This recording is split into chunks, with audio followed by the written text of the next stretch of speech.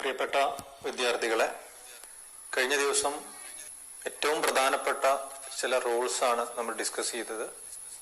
Partnership ഡീഡിന്റെ ആബ്സെൻസിൽ follow ചെയ്യേണ്ട പ്രധാനപ്പെട്ട റൂൾസാണ് കഴിഞ്ഞ ദിവസം നമ്മൾ ഡിസ്കസ് ചെയ്തത്. ഇന്ന് ഡിസ്കസ് ചെയ്യുന്നത് ഒരു പാർട്ണർഷിപ്പ് ഫേമിൽ എങ്ങനെയാണ് ക്യാപിറ്റൽ അക്കൗണ്ട് തയ്യാറാക്കേണ്ടത്. രണ്ടോ അതിലധികമോ ആളുകൾ കൂടിയിട്ട് തുടങ്ങുന്ന ബിസിനസ്സാണ് പാർട്ണർഷിപ്പ്. അപ്പൊ അവിടെ ഓരോരുത്തർക്കും പ്രത്യേകം ക്യാപിറ്റൽ അക്കൗണ്ടുകൾ തയ്യാറാക്കേണ്ടി വരും. ഏതൊക്കെ ട്രാൻസാക്ഷൻസ് ആണ് ക്യാപിറ്റൽ അക്കൗണ്ടിൽ വരുന്ന ട്രാൻസാക്ഷൻസ്, അതെങ്ങനെയാണ് രേഖപ്പെടുത്തേണ്ടത് തുടങ്ങിയ കാര്യങ്ങളാണ് ഇന്നത്തെ ക്ലാസ്സിൽ ഞാൻ ഉൾപ്പെടുത്തിയിട്ടുള്ളത്. ഒരു പാർട്ണർഷിപ്പിൽ പാർട്ണേഴ്സുമായി ബന്ധപ്പെട്ട് വരുന്ന അല്ലെങ്കിൽ പാർട്ണേഴ്സിന്റെ ക്യാപിറ്റൽ അക്കൗണ്ടിൽ വരാവുന്ന മാക്സിമം ട്രാൻസാക്ഷൻസ് എന്തൊക്കെയാണെന്ന് നമുക്കൊന്ന് ലിസ്റ്റ് ചെയ്യാം. ഏറ്റവും ആദ്യത്തെ ട്രാൻസാക്ഷൻ വരുന്നത് ക്യാപിറ്റൽ ഇൻട്രൊഡ്യൂസ്ഡ്. ഒരു ബിസിനസ് തുടങ്ങുന്ന സമയത്ത് എല്ലാ പാർട്ണേഴ്സും ക്യാപിറ്റൽ കോൺട്രിബ്യൂട്ട് ചെയ്യേണ്ടി വരും. അതാണ് പാർട്ണേഴ്സിന്റെ ക്യാപിറ്റൽ അക്കൗണ്ടിൽ വരുന്ന ആദ്യത്തെ ട്രാൻസാക്ഷൻ. പിന്നെ വരാവുന്ന ഒരു ട്രാൻസാക്ഷൻ ആണ് അഡീഷണൽ ക്യാപിറ്റൽ ഇൻട്രൊഡ്യൂസ്ഡ്. ബിസിനസ് തുടങ്ങിയതിന് ശേഷം വീണ്ടും അഡീഷണൽ ക്യാപിറ്റൽ ആവശ്യമായി വരുന്ന സമയത്ത്, മൂലധനം വീണ്ടും ആവശ്യമായി വരുന്ന സമയത്ത് പാർട്ണേഴ്സ് ക്യാപിറ്റൽ കോൺട്രിബ്യൂട്ട് ചെയ്യുകയാണെങ്കിൽ അതും ക്യാപിറ്റൽ അക്കൗണ്ടിൽ വരുന്ന ഒരു പ്രധാനപ്പെട്ട ട്രാൻസാക്ഷൻ ആണ്. മറ്റൊരു ട്രാൻസാക്ഷൻ ആണ് ഡ്രോയിങ്സ്. രണ്ട് തരം ഡ്രോയിങ്സ് ഉണ്ട്. കൊണ്ടുവന്നിട്ടുള്ള ക്യാപിറ്റല് പാർട്ണേഴ്സിന് വേണമെങ്കിൽ അത്യാവശ്യ സമയങ്ങളിൽ വിഡ്രോ ചെയ്യാം.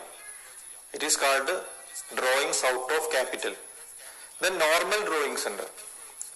Normal drawings means drawings in anticipation of profit. Profit പ്രതീക്ഷിച്ചുകൊണ്ട് ഓരോ വർഷവും ബിസിനസ്സിൽ നിന്ന് അവരുടെ പേഴ്സണൽ ആവശ്യങ്ങൾക്ക് വേണ്ടി വിഡ്രോ ചെയ്യുന്ന ഡ്രോയിങ്സ് ഉണ്ട്. ഏത് ഡ്രോയിങ്സ് ആണെങ്കിലും അതും ക്യാപിറ്റൽ അക്കൗണ്ടിൽ വരുന്ന ഒരു പ്രധാനപ്പെട്ട ട്രാൻസാക്ഷൻ ആണ്. Then share of profit. കഴിഞ്ഞ വർഷം സോൾ പ്രൊപ്രൈറ്റർഷിപ്പിലെ ഫൈനൽ അക്കൗണ്ടുകളൊക്കെ നമ്മൾ പഠിച്ചതാണ്. നെറ്റ് പ്രോഫിറ്റ് കിട്ടിക്കഴിഞ്ഞാൽ അത് ക്യാപിറ്റൽ അക്കൗണ്ടിനോട് കൂടെ നമ്മൾ കൂട്ടി എഴുതി. അതുപോലെ തന്നെ ഒരു പാർട്ണർഷിപ്പ് ഫേമില് പ്രോഫിറ്റ് കിട്ടുകയാണെങ്കിൽ അത് ക്യാപിറ്റൽ അക്കൗണ്ടിൽ വരുന്ന ഒരു പ്രധാനപ്പെട്ട ഐറ്റാണ്. ക്യാപിറ്റലിനോട് കൂടെ അത് കൂട്ടി എഴുതേണ്ടി വരും. Then share of loss. Partnership ഫേമിൽ ലോസ് ആണ് വരുന്നതെങ്കിൽ അത് ക്യാപിറ്റൽ അക്കൗണ്ടിൽ നിന്നും കുറച്ച് എഴുതേണ്ട ഒരു പ്രധാനപ്പെട്ട ഐറ്റാണ് share of loss. Then interest on capital. Interest on capital കഴിഞ്ഞ ക്ലാസ്സിൽ ഡിസ്കസ് ചെയ്തു. ഒരു പാർട്ണർഷിപ്പ് ഫേം അതിലെ പാർട്ണേഴ്സിന് പ്രൊവൈഡ് ചെയ്യുന്ന ഇൻട്രസ്റ്റിനെയാണ് ഇൻട്രസ്റ്റ് ഓൺ ക്യാപിറ്റൽ എന്ന് പറയുന്നത്. അതും ക്യാപിറ്റൽ അക്കൗണ്ടിൽ വരുന്ന ഒരു ഐറ്റമാണ്. Then interest on drawings. Interest on drawings is the interest charged by the business on the drawings made by the partners. ഒരു ബിസിനസ്സിൽ നിന്ന് വിഡ്രോ ചെയ്തിട്ടുള്ള ഡ്രോയിങ്സിന്റെ മുകളിൽ പാർട്ണർഷിപ്പ് ഫേം ഇങ്ങോട്ട് കളക്ട് ചെയ്യുന്ന അല്ലെങ്കിൽ ഇങ്ങോട്ട് ചാർജ് ചെയ്യുന്ന ഇൻട്രസ്റ്റിനാണ് ഇൻട്രസ്റ്റ് ഓൺ ഡ്രോയിങ്സ് എന്ന് പറയുന്നത്. Then salary or commission payable. പിന്നെ വരുന്ന ഒരു പ്രധാനപ്പെട്ട ഒരു ഐറ്റമാണ് വർക്കിംഗ് പാർട്ണേഴ്സിന് സാലറി അല്ലെങ്കിൽ കമ്മീഷൻ ഒരു പാർട്ണർഷിപ്പ് ഫേമിൽ നിന്ന് പ്രൊവൈഡ് ചെയ്യാറുണ്ട്. അതും അവരുടെ ക്യാപിറ്റൽ അക്കൗണ്ടിൽ വരുന്ന പ്രധാനപ്പെട്ട ഒരു ഐറ്റമാണ്. അപ്പൊ ഇത്രയും ട്രാൻസാക്ഷൻസ് ആണ് ക്യാപിറ്റൽ അക്കൗണ്ടിൽ വരാവുന്നത്. ഇതിൽ ഞാൻ അണ്ടർലൈൻ ചെയ്യുന്ന കാര്യങ്ങളൊന്ന് ശ്രദ്ധിക്കുക. ഒന്ന്, ക്യാപിറ്റൽ ഇൻട്രൊഡ്യൂസ്ഡ്. രണ്ട്, അഡീഷണൽ ക്യാപിറ്റൽ ഇൻട്രൊഡ്യൂസ്ഡ്. ദെൻ നാലാമത്തെ പോയിന്റ് ഷെയർ ഓഫ് പ്രോഫിറ്റ്. ആറാമത്തെ point interest on capital. Then last point salary or commission payable. ഇപ്പൊ ഞാൻ അണ്ടർലൈൻ ചെയ്തിട്ടുള്ള 5 ട്രാൻസാക്ഷൻസ് നടന്നു കഴിഞ്ഞാലും ക്യാപിറ്റൽ അക്കൗണ്ട് വർദ്ധിക്കുകയാണ് ചെയ്യുക.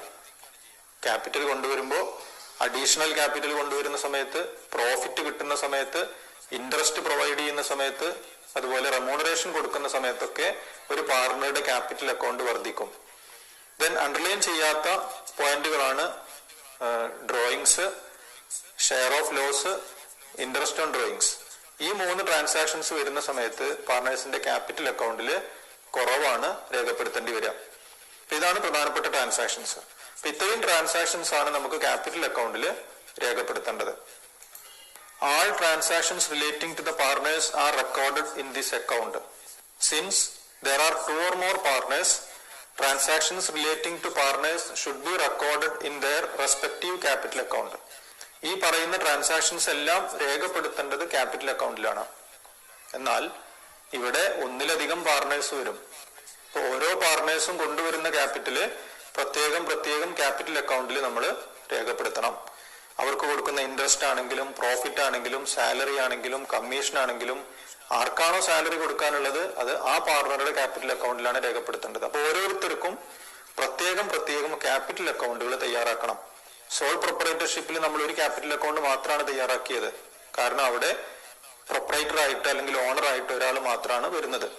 പാർട്ണർഷിപ്പ് ഫേമിൽ 2 മുതൽ കുറെ അധികം പാർട്ട്നേഴ്സ് വരും. ഓരോരുത്തർക്കും പ്രത്യേകം ക്യാപിറ്റൽ അക്കൗണ്ട് തയ്യാറാക്കിയിട്ട് വേണം നമ്മൾ പ്രോബ്ലം വർക്ക്ഔട്ട് ചെയ്യാൻ. ഇനി ഡിസ്കസ് ചെയ്യുന്നത് ഒരു പാർട്ണർഷിപ്പ് ഫേമിലെ ക്യാപിറ്റൽ അക്കൗണ്ട് തയ്യാറാക്കാൻ പ്രധാനമായിട്ടും 2 മെത്തേഡുകളുണ്ട്. ഫസ്റ്റ് മെത്തേഡിന് പറയുന്ന പേര് fixed capital method. Second method fluctuating capital method. ഇതിൽ ഒന്നാമത്തെ മെത്തേഡിൽ 2 accounts are prepared. Fixed capital മെത്തേഡാണ് ഫോളോ ചെയ്യുന്നതെങ്കിൽ ഒരു പാർട്ണർക്ക് 2 അക്കൗണ്ടുകൾ ഓപ്പൺ ചെയ്യണം. ഒന്നാമത്തെ അക്കൗണ്ടിന്റെ പേര് ക്യാപിറ്റൽ അക്കൗണ്ട്, രണ്ടാമത്തെ അക്കൗണ്ടിന്റെ പേര് current account. Then fluctuating capital മെത്തേഡാണ് ഫോളോ ചെയ്യുന്നതെങ്കിൽ there is only one account. It is called capital account. അപ്പൊ നേരത്തെ നമ്മൾ ലിസ്റ്റ് ചെയ്തിട്ടുള്ള ട്രാൻസാക്ഷനുകളിൽ എല്ലാ ട്രാൻസാക്ഷൻസും ക്യാപിറ്റൽ അക്കൗണ്ടിലാണ് രേഖപ്പെടുത്തുന്നതെങ്കിൽ അത് ഫ്ലക്ച്വേറ്റിംഗ് ക്യാപിറ്റൽ മെത്തേഡാണ്. നേരത്തെ പറഞ്ഞ ചില ട്രാൻസാക്ഷൻസ് ക്യാപിറ്റൽ അക്കൗണ്ടിലും മറ്റ് ട്രാൻസാക്ഷൻസ് കറന്റ് അക്കൗണ്ടിലും രേഖപ്പെടുത്തുമ്പോൾ അതിന് പറയുന്ന പേര് ഫിക്സഡ് ക്യാപിറ്റൽ മെത്തേഡ് എന്നാണ്. ഇതിൽ ഓരോ മെത്തേഡിലും വരുന്ന അക്കൗണ്ടുകളെ കുറിച്ചും അതിന്റെ ഫോർമാറ്റുകളും നമുക്കിനി ഡിസ്കസ് ചെയ്യാം. ഒന്നാമത്തെ മെത്തേഡാണ് fixed capital method. 2 accounts are maintained for each partner. ഓരോ പാർട്ണർക്കും 2 അക്കൗണ്ട് ഉണ്ട്. Partners capital account and partners current account. Example പറയുകയാണെങ്കിൽ Sunil's capital account, Sunil's current account. ഇപ്പൊ സുനിൽ എന്ന് പറയുന്ന ഒരു പാർട്ണർ ഉണ്ടെങ്കിൽ അയാൾക്ക് 2 അക്കൗണ്ടുകൾ ഓപ്പൺ ചെയ്യും. ഒന്ന് capital account, 2 current account. Partners ഏത് പാർട്ണേഴ്സിന്റെ അക്കൗണ്ട് ആണെന്ന് തിരിച്ചറിയാൻ വേണ്ടി പാർട്ണേഴ്സിന്റെ പേര് കൂടി അതിനോടുകൂടെ ചേർത്ത് വായിക്കണം. ഇപ്പൊ രണ്ടാമത്തെ പാർട്ണർ ഷമീർ ആണെങ്കിൽ ഷമീറിനും 2 അക്കൗണ്ടുകൾ ഓപ്പൺ ചെയ്യും. ഒന്ന് Shameer's capital account, 2 Shameer's current account. Fixed capital മെത്തേഡാണ് ഫോളോ ചെയ്യുന്നതെങ്കിൽ. ഫിക്സഡ് ക്യാപിറ്റൽ മെത്തേഡിൽ ഇനി ക്യാപിറ്റൽ അക്കൗണ്ടിൽ എന്തൊക്കെ കാര്യങ്ങൾ രേഖപ്പെടുത്തണം, കറന്റ് അക്കൗണ്ടിൽ എന്തൊക്കെ കാര്യങ്ങൾ രേഖപ്പെടുത്തണം എന്നാണ് ഇനി നമ്മൾ ഡിസ്കസ് ചെയ്യുന്നത്. ഇപ്പൊ ക്യാപിറ്റൽ അക്കൗണ്ടിൽ additional capital introduced and withdrawal out of capital are shown in partners capital account. അപ്പൊ ഞാൻ നേരത്തെ പറഞ്ഞു ഫിക്സഡ് ക്യാപിറ്റൽ മെത്തേഡിൽ 2 അക്കൗണ്ടുകളാണ് പ്രിപ്പയർ ചെയ്യേണ്ടി വരിക. പാർട്ണേഴ്സ് ക്യാപിറ്റൽ അക്കൗണ്ടും പാർട്ണേഴ്സ് കറന്റ് അക്കൗണ്ടും. അതിൽ പാർട്ണേഴ്സ് ക്യാപിറ്റൽ അക്കൗണ്ടിൽ രേഖപ്പെടുത്തേണ്ടത് ആദ്യം ബാലൻസ് ഉണ്ടെങ്കിൽ അത് രേഖപ്പെടുത്തണം, അഡീഷണൽ ക്യാപിറ്റൽ കോൺട്രിബ്യൂട്ട് ചെയ്തിട്ടുണ്ടെങ്കിൽ അത് രേഖപ്പെടുത്തണം, ക്യാപിറ്റൽ വിഡ്രോ ചെയ്തിട്ടുണ്ടെങ്കിൽ അതും രേഖപ്പെടുത്തണം. മറ്റ് ട്രാൻസാക്ഷൻസുകളൊക്കെ രേഖപ്പെടുത്തേണ്ടത് കറന്റ് അക്കൗണ്ടിലാണ്. ഇനി ക്യാപിറ്റൽ അക്കൗണ്ടിന്റെ ഒരു ഫോർമാറ്റ് പരിചയപ്പെടാം. നേരത്തെ തുടങ്ങിയിട്ടുള്ള ഒരു പാർട്ണർഷിപ്പ് ഫേം ആണെങ്കിൽ ഓപ്പണിംഗ് ബാലൻസ് ഓഫ് ക്യാപിറ്റൽ ആണ് ആദ്യം രേഖപ്പെടുത്തേണ്ടത്. ക്യാപിറ്റലിന്റെ ഓപ്പണിംഗ് ബാലൻസ് എഴുതേണ്ടത് ക്രെഡിറ്റ് സൈഡിലാണ്. പിന്നെ വരുന്ന ഐറ്റമാണ് ക്യാഷ് ഓർ ബാങ്ക്. നേരത്തെ ഉള്ള ക്യാപിറ്റലിന് പുറമെ അഡീഷണൽ ക്യാപിറ്റൽ കോൺട്രിബ്യൂട്ട് ചെയ്യുകയാണെങ്കിൽ ക്യാപിറ്റൽ അക്കൗണ്ട് കൂടും. ക്യാപിറ്റൽ അക്കൗണ്ട് കൂടണമെങ്കിൽ ക്യാപിറ്റൽ അക്കൗണ്ടിൽ ക്രെഡിറ്റ് ചെയ്യണം. ദെൻ ഇനി വരുന്നത് ഡെബിറ്റ് സൈഡിൽ cash or bank means capital withdrawn by the partner.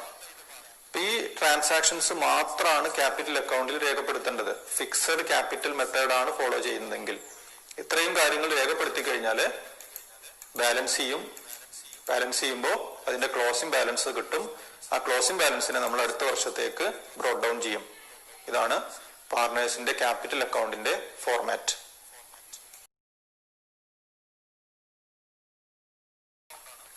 Partners current account, interest on capital, drawings, interest on drawings, salary, commission, share of profit or share of loss etcetera are recorded in partners current account. അപ്പോൾ capital അക്കൗണ്ടിൽ രേഖപ്പെടുത്താത്ത മറ്റ് എല്ലാ അഡ്ജസ്റ്റ്മെന്റുകളും രേഖപ്പെടുത്തേണ്ടത് പാർട്ണറുടെ current അക്കൗണ്ടിലാണ്. കറന്റ് അക്കൗണ്ടിന്റെ ഫോർമാറ്റ് ഒന്ന് നോക്കാം. ആദ്യം എഴുതേണ്ടത് ക്യാപിറ്റൽ അക്കൗണ്ട് പോലെ തന്നെയാണ് കറന്റ് അക്കൗണ്ടും. ഓപ്പണിംഗ് ബാലൻസ് ക്രെഡിറ്റ് ബാലൻസ് ആണെങ്കിൽ ക്രെഡിറ്റ് സൈഡിലും, ഡെബിറ്റ് ബാലൻസ് ആണ് വരുന്നതെങ്കിൽ അത് ഡെബിറ്റ് സൈഡിലുമാണ് രേഖപ്പെടുത്തേണ്ടത്. അപ്പൊ ആദ്യം ബാലൻസ് എഴുതി ഇൻട്രസ്റ്റ് ഓൺ ക്യാപിറ്റൽ എന്ന് പറയുമ്പോൾ ബിസിനസ് പാർട്ണർക്ക് അങ്ങോട്ട് പ്രൊവൈഡ് ചെയ്യാണ്. ദെൻ സാലറി, ബിസിനസ് പാർട്ണർക്ക് അങ്ങോട്ട് കൊടുക്കുന്ന റെമ്യൂണറേഷൻ ആണ് സാലറി. ദെൻ കമ്മീഷൻ ഉണ്ടെങ്കിൽ കമ്മീഷനും ക്രെഡിറ്റ് ചെയ്യണം. പിന്നെ വരുന്നതാണ് ഷെയർ ഓഫ് പ്രോഫിറ്റ്. ഇവിടെ എഴുതിയിട്ടുള്ളത് profit and loss appropriation account എന്നാണ്. അതിന്റെ ഷോർട്ട് ഫോമാണ് എഴുതിയിട്ടുള്ളത് profit and loss appropriation account. ഒരു ബിസിനസ് സ്ഥാപനത്തിലെ നെറ്റ് പ്രോഫിറ്റ് കണ്ടെത്തുന്നതിന് വേണ്ടി നമ്മൾ തയ്യാറാക്കുന്ന account profit and loss account ആണ്. ഒരു പാർട്ണർഷിപ്പ് ഫേമിൽ അങ്ങനെ കിട്ടിയിട്ടുള്ള നെറ്റ് പ്രോഫിറ്റിനെ പ്രോഫിറ്റ് ആൻഡ് ലോസ് അപ്രോപ്രിയേഷൻ അക്കൗണ്ടിലേക്ക് ബ്രോഡ് ഡൗൺ ചെയ്യും. അങ്ങനെ ബ്രോഡ് ഡൗൺ ചെയ്ത് ആ അപ്രോപ്രിയേഷൻ അക്കൗണ്ടിൽ നിന്നാണ് പാർട്ണേഴ്സിന്റെ ക്യാപിറ്റൽ അക്കൗണ്ടിലേക്ക് അത് ഡിവൈഡ് ചെയ്യുന്നത്. അപ്പൊ കിട്ടിയ നെറ്റ് പ്രോഫിറ്റിനെ ഡിവൈഡ് ചെയ്യുന്ന അക്കൗണ്ട് ആണ് അപ്രോപ്രിയേഷൻ അക്കൗണ്ട്. ഡീറ്റെയിൽഡ് ആയിട്ട് നമ്മൾ പിന്നീട് ചർച്ച ചെയ്യും. അതുകൊണ്ടാണ് ഇവിടെ profit and loss appropriation account എന്ന് എഴുതാൻ കാരണം. ദെൻ ഡെബിറ്റ് സൈഡിൽ വരുന്ന ഐറ്റാണ് ഡ്രോയിങ്സ്. ക്യാപിറ്റൽ അക്കൗണ്ടിൽ എഴുതിയിട്ടുള്ള ഡ്രോയിങ്സ് ഔട്ട് ഓഫ് ക്യാപിറ്റൽ ആണ്. ഇവിടെ ഡെബിറ്റ് ചെയ്തിട്ടുള്ള ഡ്രോയിങ്സ് നോർമൽ ഡ്രോയിങ്സ് ആണ് ഇൻ ആന്റിസിപ്പേഷൻ ഓഫ് പ്രോഫിറ്റ്. അത് ഡെബിറ്റ് ചെയ്യണം. അതിനോട് കൂടെ തന്നെ ഇൻട്രസ്റ്റ് ഓൺ ഡ്രോയിങ്സും ഡെബിറ്റ് ചെയ്യണം.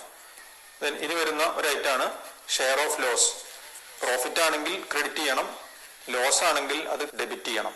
ഇപ്പൊ ഡെബിറ്റ് ചെയ്യേണ്ടത് 3 ഐറ്റാണ്: drawings, interest on drawings, loss, share of loss. ഇത്രയും കഴിഞ്ഞാൽ നമ്മൾ അക്കൗണ്ട് ബാലൻസ് ചെയ്യണം. ബാലൻസ് ചെയ്യുമ്പോൾ ക്രെഡിറ്റ് സൈഡാണ് കൂടുതലെങ്കിൽ ബാലൻസ് വരുന്ന ഡെബിറ്റ് സൈഡിലാണ്. ചില സാഹചര്യങ്ങൾ കറണ്ട് അക്കൗണ്ടിന്റെ ഡെബിറ്റ് സൈഡ് കൂടുതൽ വരും. അങ്ങനെയാണെങ്കിൽ അതിന്റെ ബാലൻസ് വരുന്നത് ക്രെഡിറ്റ് സൈഡിലാണ്. അത് അടുത്ത വർഷത്തേക്ക് നമ്മളത് ബ്രോഡ് ഡൗൺ ചെയ്യണം. ഇങ്ങനെയാണ് പാർട്ണേഴ്സിന്റെ കറണ്ട് അക്കൗണ്ട് തയ്യാറാക്കേണ്ടത്. As the original capital invested by any partner remains the same unless additional capital is brought in or part of capital is withdrawn as per agreement.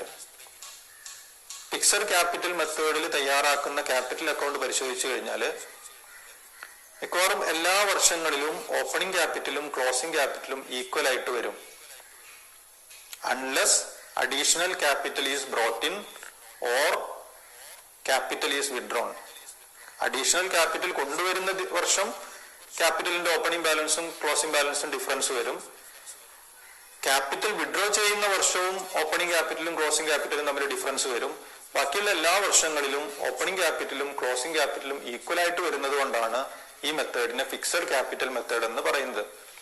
കാരണം മറ്റെല്ലാ അഡ്ജസ്റ്റ്മെന്റുകളും രേഖപ്പെടുത്തുന്നത് ക്യാപിറ്റൽ അക്കൗണ്ടിലല്ല. ഏത് അക്കൗണ്ടിലാണ്? Current അക്കൗണ്ടിലാണ് രേഖപ്പെടുത്തുന്നത്. Then second method ആണ് fluctuating capital method. Only one account is maintained, partners capital account. ഇവിടെ ഒരു account മാത്രമേ maintain ചെയ്യുന്നുള്ളൂ. അവരുടെ എല്ലാ ട്രാൻസാക്ഷൻസും രേഖപ്പെടുത്തുന്നത് പാർട്ണേഴ്സിന്റെ capital അക്കൗണ്ടിലാണ്.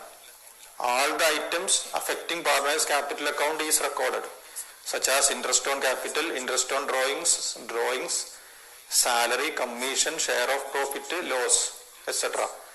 Balance in the capital accounts keeps on fluctuating year after year.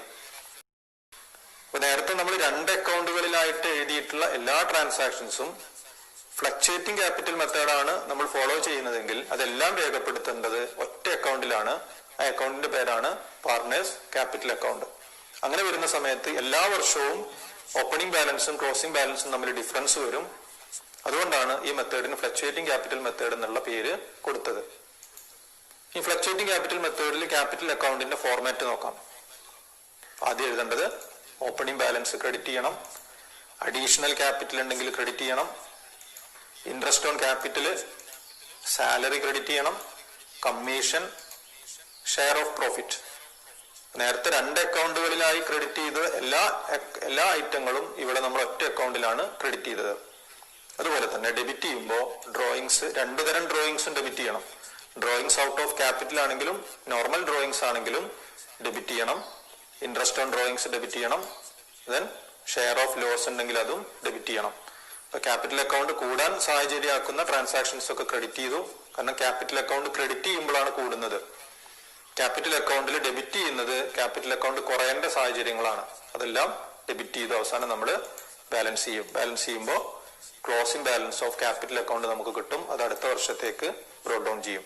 ഇങ്ങനെയാണ് ഫ്ലക്ച്വേറ്റിംഗ് ക്യാപിറ്റൽ മെത്തേഡിൽ ക്യാപിറ്റൽ അക്കൗണ്ട് പ്രിപ്പയർ ചെയ്യേണ്ടത്. Since the capital balance of partners keeps on fluctuating from year to year, the method is known as fluctuating capital method. ഞാൻ നേരത്തെ പറഞ്ഞു, ഇങ്ങനെ ഒരു വർഷം capital account നോക്കിക്കഴിഞ്ഞാൽ ഓപ്പണിംഗ് ബാലൻസ് ഓഫ് ക്യാപിറ്റലും ക്ലോസിംഗ് ബാലൻസ് ഓഫ് ക്യാപിറ്റലും എപ്പോഴും ഫ്ലക്ച്വേറ്റ് ചെയ്തുകൊണ്ടിരിക്കും. കാരണം അതിനിടയിൽ കുറെ ട്രാൻസാക്ഷൻസ് എല്ലാ വർഷവും വരും. അതുകൊണ്ടാണ് ഈ മെത്തേഡിനെ ഫ്ലക്ച്വേറ്റിംഗ് ക്യാപിറ്റൽ മെത്തേഡ് എന്ന് പറയുന്നത്.